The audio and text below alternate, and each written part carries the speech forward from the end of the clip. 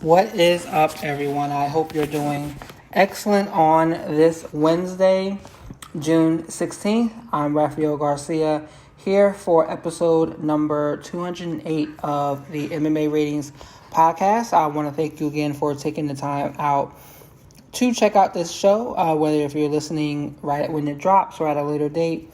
As always, thank you for taking the time in doing so. Today, I am alone again because of my work schedules being a little wonky right now. But Shawan should be back next week with me. But tonight I will be talking about a couple of different topics in tonight's show. Of course, we're going to look back to UFC 263 this past weekend where Israel Adesanya successfully defended his middleweight title. I'm going to talk a little bit about UFC on ESPN 25, which is this weekend, and answer a few questions that have been posed to me over the last few days about the MMA world. But before I do that, I want to always thank you for taking the time to listen to this show and remind you that you can find all of our content over at MMAratings.net, which is our flagship platform. Also .com. You can hit us up on Instagram and Twitter at MMARatingsNet in both spaces. This podcast, along with the Let's Talk Wrestling podcast, can be found on YouTube as well under MMA Ratings, and you can find our podcast across multiple platforms, including Apple Podcasts, Breaker, Google Podcasts, Radio Public, and Spotify. Myself and I, you can check me out on social media at rgarcia_sports. So let's go ahead and jump on into it. Let's start the night with talking about Adesanya versus Vettori. So as I mentioned already, Adesanya successfully defended his middleweight title. And it was the interesting thing I hear about this fight, and a lot of people are talking about, is the difference in Adesanya from 205 to 185. So of course, we saw him lose to Jan Blachowicz a few months back, fighting for the 205-pound title, and a lot of that was based on Blachowicz's ability to take him down in open space and do enough from those positions while Adesanya was basically holding on. Vettori was able to score takedowns as well, just as he was in their first fight from 2018, I believe that fight was. Vettori was able to score takedowns as well here, but he wasn't as successful, at all at holding Adesanya in those positions. Adesanya was able to get reversals, get back to his feet as necessary, or even hold him down to a spot where he wasn't taking a lot of damage. And that was really the key to his development as a fighter, and that's what everyone wanted to see. Is he going to be able to do more off of his back, or will he just be stuck there like he was with Blachowicz? That would have really changed the outcome of this fight, and we see that he is a much better grappler at 185 as opposed to 205. And I know that it's 20 pounds between the two weight classes, and individuals may not look at that as a big gap that would really impact your ability to grapple and wrestle, but that is a huge chasm, especially when we look at the fact that Adesanya wasn't that big at 205. So having someone on top of you, being able to drain you with their ability to stay on top of you, that is very important, especially in a fight that went 25 minutes.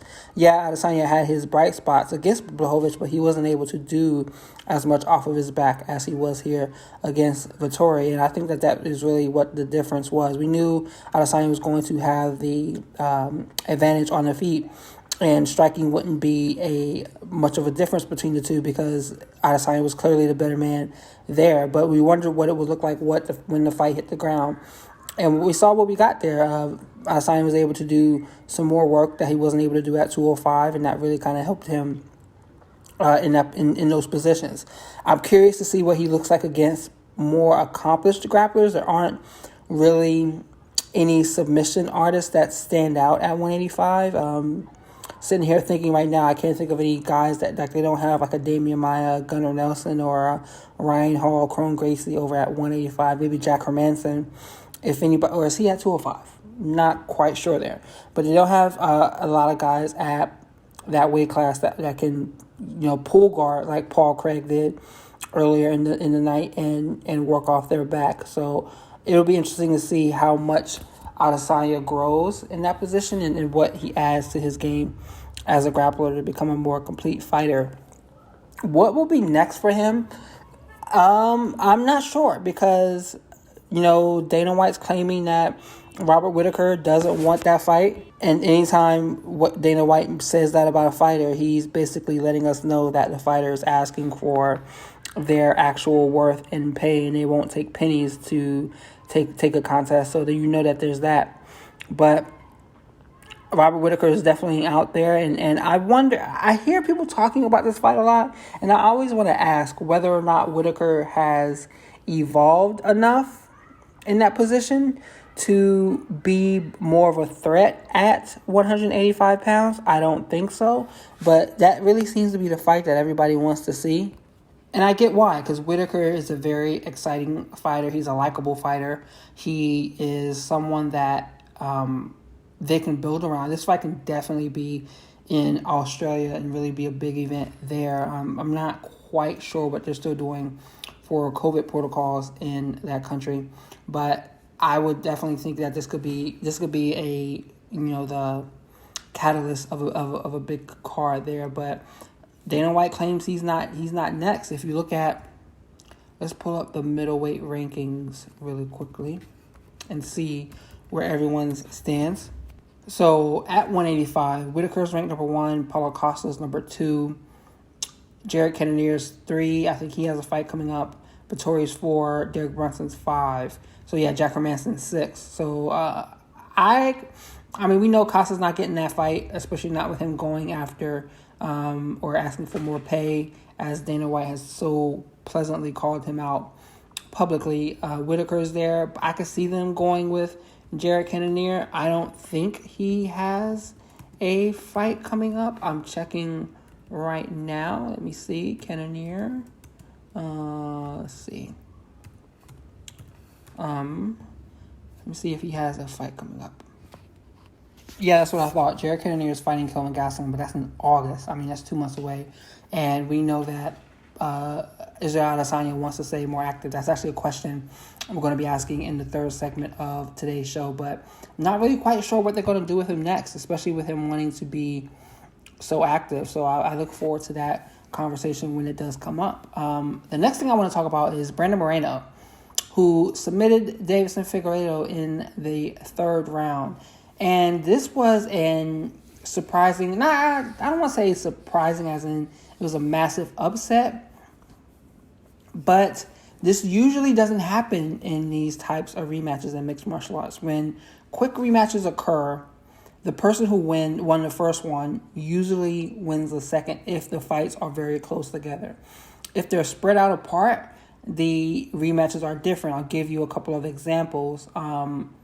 If you look at the Frankie Edgar, Gray Maynard series, they fought the first time, Maynard won. Years passed, they fought the second time, Frankie won. Or no, it was a draw the second time. Then the third time, Frankie won. If you look at Lyoto Machida and Shogun, a lot of people thought that Shogun won that fight. They ran it back. Shogun blows the doors off of Machida. Or if you look at another example where it was more stretched out between the two, Dan Henderson and Shogun Rua's 2 fights in the UFC. So there's a lot of examples of fights that stand out there where if it occurs close together, the person who wins the first one usually wins the second. And while the first fight between Moreno and Figueiredo ended in a draw, part of that was because Figueiredo had a point deducted. So a lot of people were unsure of how this fight would play out. But man, Moreno put it on him from the jump. And to see him submit a finisher in Figueiredo like that with a rear naked choke just blew my mind away. And it puts Moreno in a position to become a massive, massive babyface for the UFC in the most ridiculous of ways. He is the first Mexican-born champion in the UFC, bilingual. People love him. He is someone who can reach across the aisle to, video game players, hardcore fans, casuals alike. This is an opportunity here. He can talk on the microphone when they put it in front of him. He comes off with a very likable personality. And man, like, he looks like someone to celebrate. And I hope the UFC does so with him. I don't know. Like, this flyweight is an interesting division where there's so many guys there that it's almost like a pick 'em who's next. We really thought that Figueiredo was going to be the guy to reign over the division for an extended period of time. We know Henry Cejudo's gone, but I mean, when we look at the rest of the division, there aren't really any names that jump out to you as, top foils. I mean, you have Askar Askarov, who is a tough prospect out there, Alexandra Pantoja, Alex Perez, and Joseph Benavidez. That rounds out the top 5. So what really do you do with them next? I think that he has to. I think he'll probably fight Askarov next. I saw something on Twitter talking about how Henry Cejudo is his next biggest fight. I don't think Henry Cejudo wants to fight at 125 anymore, guys. He struggled to make the weight at the start of his career, and I think that he will struggle to make the weight now after being away for so long, and there's no point for him coming back to 125. Could that be a big fight? Yeah, it could if Brandon Moreno goes on a run. If he goes out here and he loses this fight the very next bout, then that's not going to have the same type of cachet, long-term cachet. He needs to go on a run, and I would like to see that happen. Like I said, he has an opportunity to be a major star here. He has an opportunity to be someone who the UFC can push to that Mexican market that they've always wanted to cultivate but have not been able to. And he has that ability to be someone that fans rally behind. You don't have to worry about him having a Greg Hardy background story or something along those lines. You don't have to worry about that with Brandon Moreno, and I hope that he remains in this position for a very long time. I'm not going to subscribe to the idea that Brandon Moreno is more marketable than Demetrius Johnson was. And I'm just going to stand. That's my story, and I'm sticking to it because I know Demetrius Johnson wasn't given the best respect by the UFC while he was there. But this guy is someone that can be a star in that organization and can be a big name there if he is booked right. So it was a good, feel great moment to see him win on Saturday, and to see him take that title back to Mexico. And here's a tip of the hat off to him. And you even saw it with the response that a lot of fighters had. I mean, there wasn't anyone who was calling him out, talking ish or anything like that, or had anything bad to say. Everybody celebrated Brandon Moreno's win, especially when you look at the fact that in 2018 he lost 2 fights, and the UFC cut him. He lost on tough. And, I mean, he basically flunked out of the UFC the first time around, comes back, goes on a run, and is now a champion. You don't hear stories like that too often. I mean, you haven't heard one like that before. I'm trying to think of guys who have been in the UFC and were released and came back and went on a run. I mean, I can't even think of any. I can think of maybe like an Andre Arlovski, who is, I mean, still remaining viable at heavyweight, but he's not a champion. He was a champion. But Brandon Moreno to be cut and find his way back to the UFC and do it with this type of outcome, this is a story that sports are meant to tell. So I get why everyone is excited about it, and I am glad that he was able to make this happen and go on this type of successful outing, beating Davidson Figueiredo in the second round of the fight. Then we got Leon Edwards against Nate Diaz, and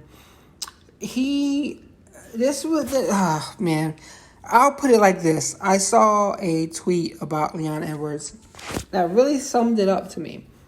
Leon Edwards is the only guy who can beat Nate Diaz and still lose the fight.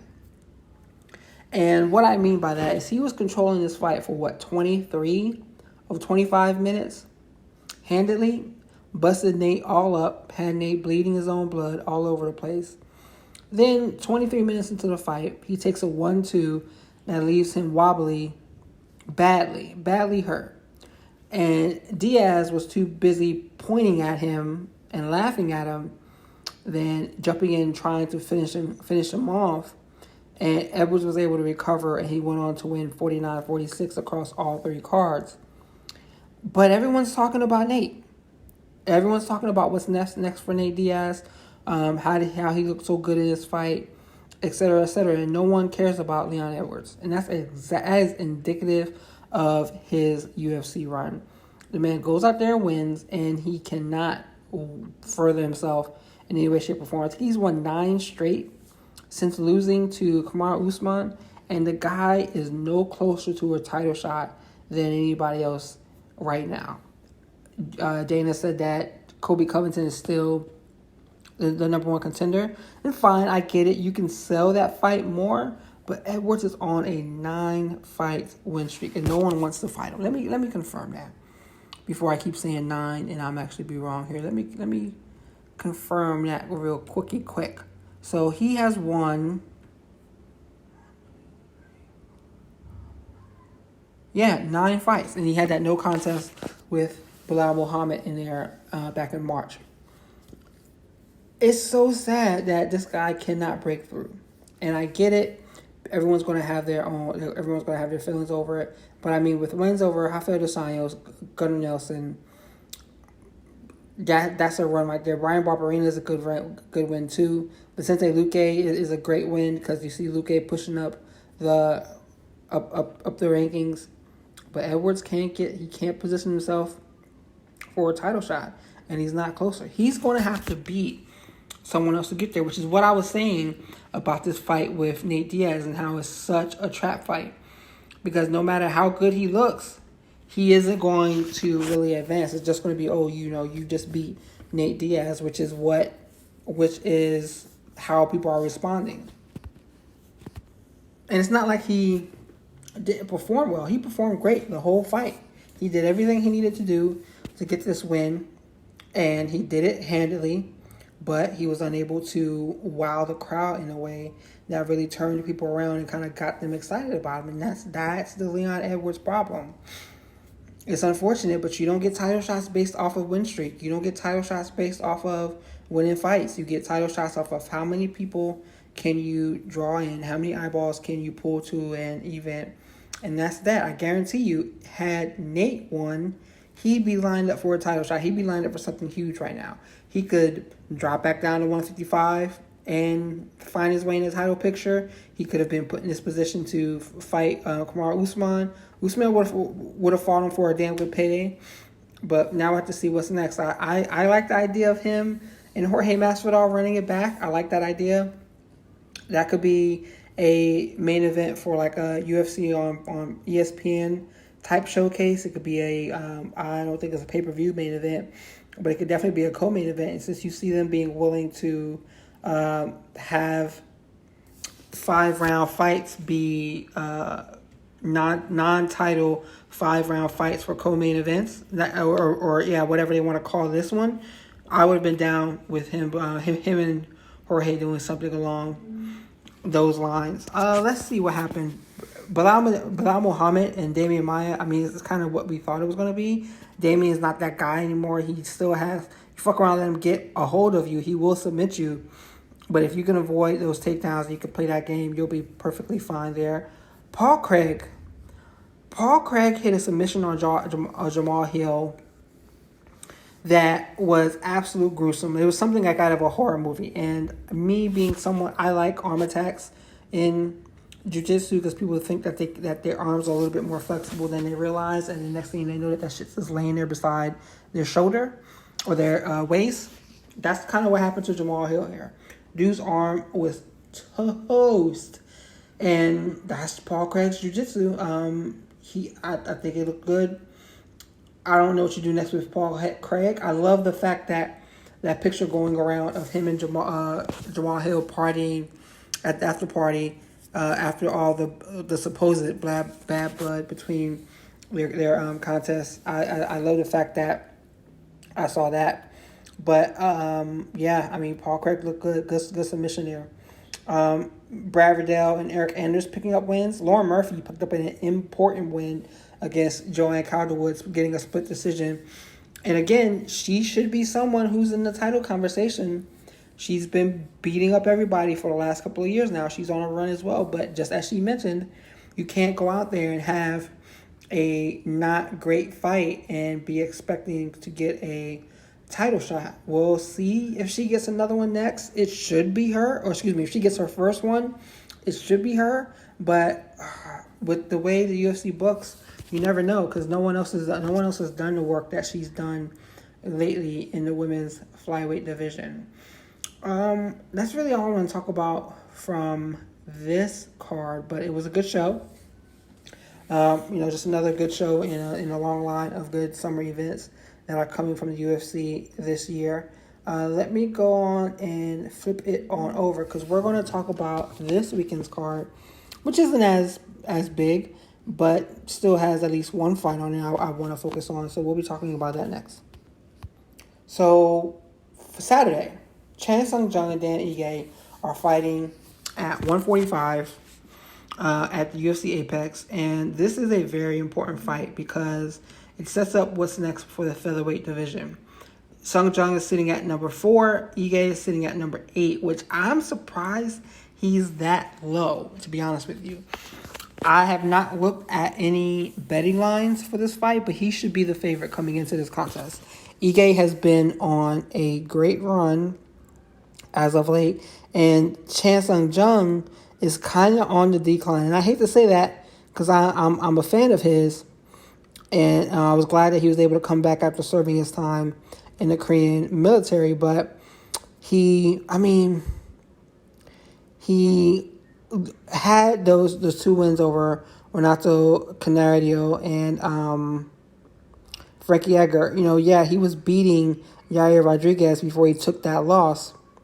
And that went over Dennis Bermudez. But that loss to Brian Ortega was pretty telling to me. It was very telling to me. And now, I don't think he's going to be able to overcome Dan Ige. Now, Ige has that loss to Calvin Kattar, which I feel like, I don't really remember it too much, but he has that loss to Calvin Kattar. He bounced back to knock out Gavin Tucker in the first round of their fight back in March. So I feel like he's slotted to be a next up-and-coming contender, but he has to get by Chan Sung Jung. And I think that this fight is a perfect way to mix the idea of I don't want to say new prospect versus a aging out fighter, because Zombie's 34. He just turned 34. Ige will be turning 30 this year. I like Ige in this fight. I really like him to potentially stop Jung. And I know that says a lot because Jung doesn't get stopped. That's his damn nickname, the Korean Zombie. He just keeps coming. But I do not think he being Chan Sung Jung is the same guy that we thought he was. We're seeing fighters that are succumbing to these wars that they've been having throughout their career. And just from my point of view, Chan Sung Jung is one of those guys who has just been in one too many wars. And I think that we're about to start seeing the doors fly off starting on Saturday. I'm liking Dan Ige to put the pause on him and to pick up a win there. So from that, let's look at what else is on this card. There isn't a lot. This is one of those cards that I feel like is going to be sneaky good, but there aren't a lot of names that would immediately make people stop and want to watch. Matt Brown today was talking about his fight with Diego Lima, and he says it's going to be pure carnage and violence, and I'm always here for that. Tim Means is another guy that just brings pure violence to all of his fight. He's fighting Danny Roberts, so that should be a good one as well too. Alexei Oleinik is back, and I'm not sure. I don't know too much about his opponent, Sergey Spivak. That name, I've seen that name on UFC cards before, but I'm not too much sure of him. Verena Jandiroba is back, and I'm looking forward to seeing her. She had that back and forth fight with Mackenzie Dern after submitting, what's the woman's name? Felice Herrick in her UFC debut on short notice, and she's 16-2. I don't think she's one that people should be overlooking. She had that tough fight with Mackenzie Dern, I get it, but Jandiroba should not be overlooked in any way, shape, or form. She's fighting Kanako Murata, who's 12-1. That's a sneaky good pairing there. And I think that there's a lot of opportunity to see some good things there. What else? That's really it for this card. I'm not I can't talk today. I'm not quite sure with how it's really going to play out. I will be in Miami this weekend. You can't see me, but if you could, I'm raising my eyebrows here, but I cannot wait for that. So I will not be watching. However, there are reasons to watch this weekend, and it should be a good show. There's a lot of boxing on this weekend as well too. Let me pull that up because I was looking at some of the numbers, but let's see. Lomachenko's fighting this weekend. Well, no, he's fighting on the 26th. In June, who else is fighting today? Inoue is fighting on Saturday. Who else? He's fighting in Las Vegas on ESPN. Jamal Charlo is fighting on Saturday as well. He's fighting in Houston on Showtime for a middleweight title. Julio Cesar Chavez Jr. and Sr. are both fighting. And this is hilarious because Julio Cesar Chavez Jr. is fighting Anderson Silva. That Anderson Silva, former UFC champion Anderson Silva, in a 10-round cruiserweight fight. And then Julio Cesar Chavez Sr. is fighting Hector Camacho Jr. in a 6-round middleweight exhibition, which should be pretty cool there. That is in Mexico. I'm sure we're going to see some shenanigans that are going to go down. So that is something that could catch the eye of some mixed martial arts fans. And I know Shawan is going to want to be back to talk about those on next week. Oh, man, Anderson Silva's boxing. I can't even believe that, but I'm glad he was able to get out of his UFC contract and get to do some other opportunities to allow him to make some money without Dana White getting his paws on the funds. So I wanted to turn it over now. We're going to answer a couple questions. And I saw two intriguing questions that came up to me. The first one is about Israel Adesanya. They both kind of involve Israel Adesanya. The first one is whether or not he lost anything by going up to 205, if it knocked some of the luster off of him, some of the shine and some of the interest in seeing him lose to Jan Blachowicz. And I don't think that that's the case. The thing about, and the reason why I feel that way is if you look at how Adesanya answered that question after he lost, he answered it in a way that made it clear that he wanted to test his mettle. And yes, he was knocked down, but he wasn't knocked out. And what I mean by that, it's those metaphorical ways of talking about fighting. You see it, I often joke about it when you see it in jiu-jitsu competitions where people are like, I didn't lose, I learned, or whatever, et cetera, et cetera. No, you lost. Adesanya is looking at this he looked at it during the post-fight press conference as saying that he may have been defeated, but he's still chasing after greatness. And when you chase after greatness, you're going to slip and fall and fail more often than not, which is important because that's the reason why a lot of people don't even try.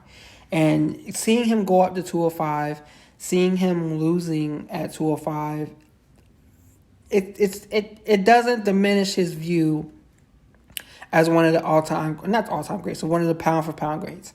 He's currently sitting at number 3 according to the UFC rankings in pound-for-pound, and I could see that behind John Jones or Kamaru Usman. I think that's going to change soon because it's going to be a while before we see John Jones in the cage again.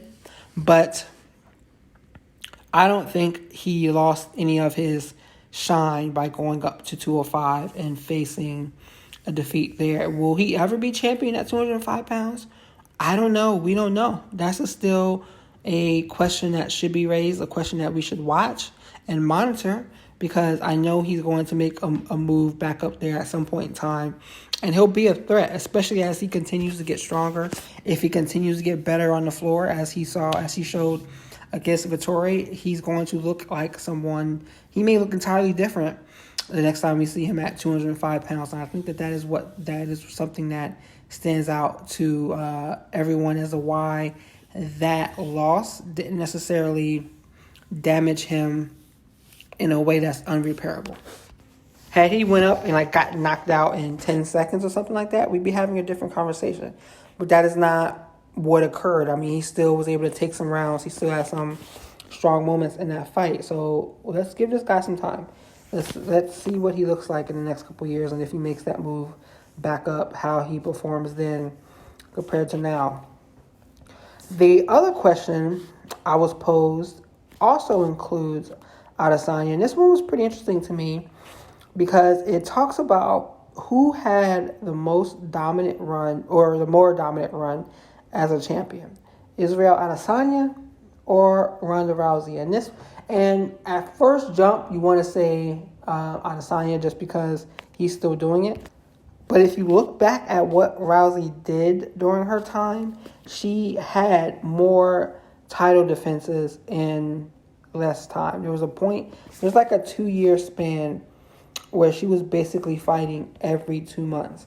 And Adesanya wants to stay active. You hear that all the time during his press releases or his conversations with the press. But he's still not at that point. He's had 4 title defenses now at 205, I believe, or 105. Let me double check. Let me confirm. But I think he's had 4 title fights at 4 title defenses: Acosta, Vettori, Gastelum, and the other guy, Yoel Romero. Yes. Those are the individuals he defended the title against, and he had a pretty strong run before that as well. But Rousey had a hell of a run as champion. And it's a little different, though, at the same time, too, because you have to look at who they were fighting. I always talk about Ronda's run, and she was She was Royce Gracie back in the early days of the UFC. People didn't know what jiu-jitsu was, and they were unable to deal with him finding a way to get the choke, finding a way to get the submission every time he got into the cage with them. And that's why he went on a little bit of a run when they first started.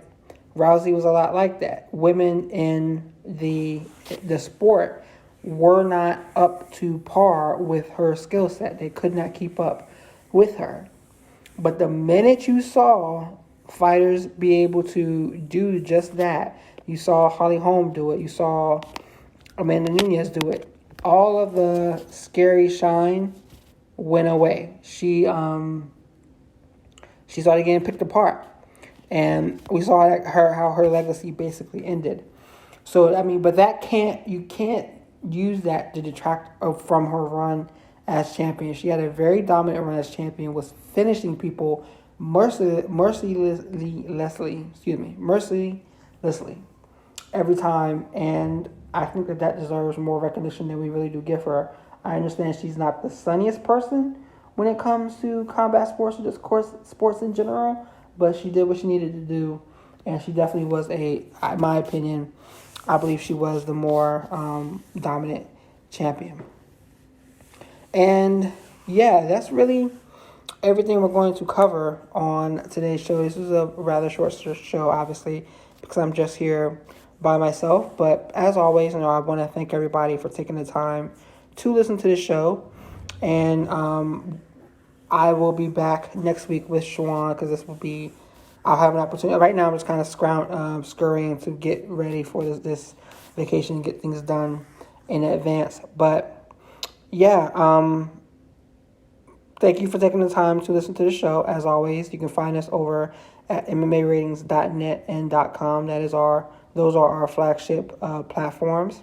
You can hit us up on social media across Instagram and Twitter at MMARatingsNet. You can catch me on YouTube, at MMA Ratings, where you can catch this show and Let's Talk Wrestling Podcast, which is another podcast that I do just on professional wrestling. You can hit me up at rgarcia_sports on both Instagram and Twitter Schwan Humes, you can find him at Black Jordan Breen on both Instagram and Twitter as well. So once again, thank you for taking the time to listen to the show.